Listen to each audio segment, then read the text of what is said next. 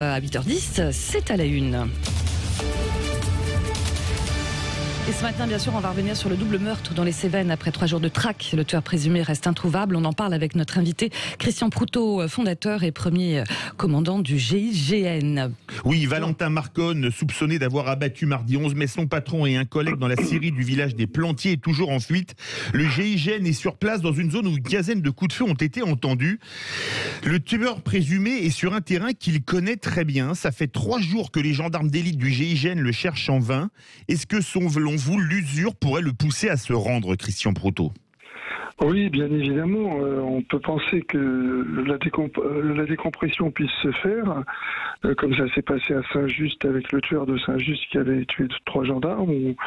Mais souvent, ce qui se passe, c'est que ça peut se passer dramatiquement, c'est-à-dire avec un suicide. Alors la vraie problématique de cette affaire, c'est les débuts de l'opération. À partir du moment où l'alerte est donnée, est-ce que le périmètre de sécurité a été assez large?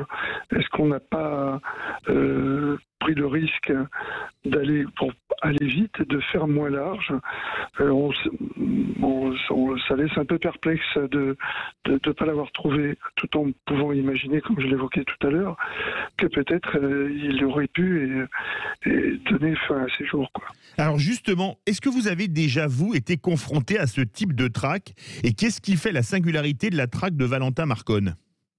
Alors, oui, en ce qui nous concerne, on a eu l'affaire Conti il y a très longtemps, qui était un homme qui avait, après une attaque de banque ratée, assassiné plusieurs personnes.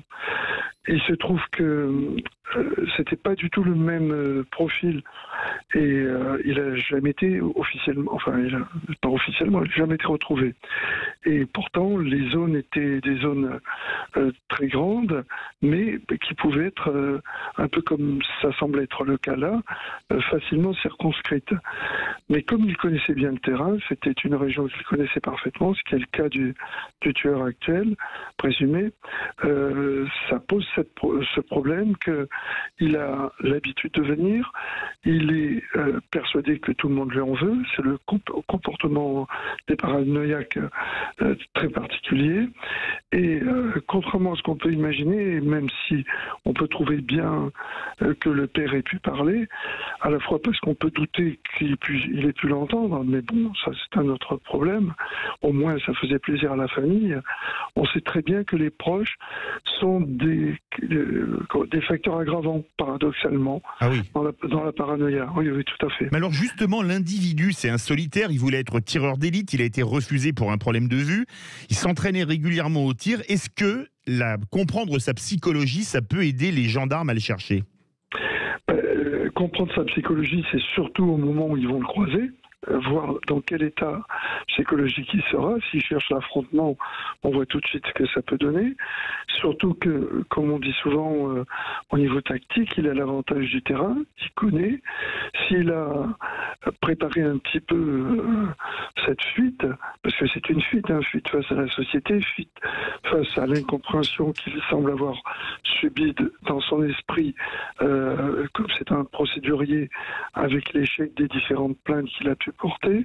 Et à ce moment-là, tout ce qui est y compris vis-à-vis de la gendarmerie, puisqu'il y avait eu une procédure, car il avait enregistré des gendarmes au cours d'une déposition, tout ça conduit à ce que, tant qu'il est dans cet état psychotique, il a le monde entier face à lui, vous comprenez, et encore plus des gendarmes. Justement, le territoire cévenol, c'est là où les protestants pourchassés par les soldats de Louis XIV, il y avait notamment la garde des Camisards, avaient réussi à se cacher des mois dans la montagne. Combien de temps peut tenir un homme seul comme lui? Il y a beaucoup de gens qui font l'allégorie avec le film Rambo First Blood, vous savez, sur les réseaux sociaux, mais lui, il n'a pas fait les forces spéciales. Combien de temps il peut tenir? Mais il peut tenir en fonction de cet état que nous appelons l'état d'exception, c'est-à-dire à partir du moment où les gens vrillent, où ils passent de l'autre côté, si vous préférez, c'est ce qu'on appelle la décompression psychique.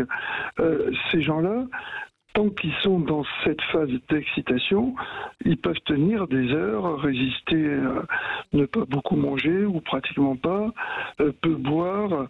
Mais là, on a dépassé un petit peu le délai.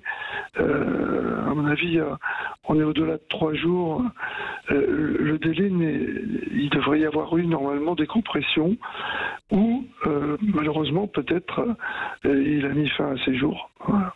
Et ça, on le saura évidemment, on ne sait pas quand, mais on l'espère le plus rapidement possible, on en saura plus. Merci beaucoup Christian Proutot, fondateur et premier commandant du GIGN, le groupe d'intervention de la Gendarmerie nationale.